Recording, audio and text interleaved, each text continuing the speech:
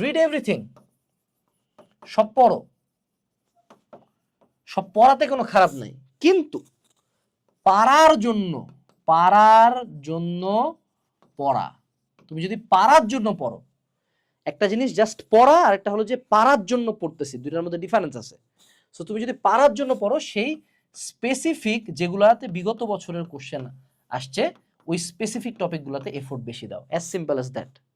এবং this will work in your college exams, this will work in your HSC exams, this will work in your DU, BUET or medical exams always. 75% question প্রত্যেকটা পরীক্ষাতে repeat হবে, এবং এই 75%ই decide করে k plus পাবে, কে chance পাবে, কে chance পাবে না। এই জন্য এইচএসসি লাইফের একদম শুরু থেকে তোমার টেবিলে একটা বই রাখা উচিত। যদি যত আগে রাখবা তত ভালো, এবং যত লেটে রাখবা তত লস। ধরো তোমার এইচএসসি পরীক্ষা কয়দিন পরে, এই মোমেন্টে এই বইটা লাগবে। ধরো তোমার এইচএসসি পরীক্ষা 2 বছর আছে, তাও এই মোমেন্টে বইটা লাগবে। That is Q N A HSC suggestion.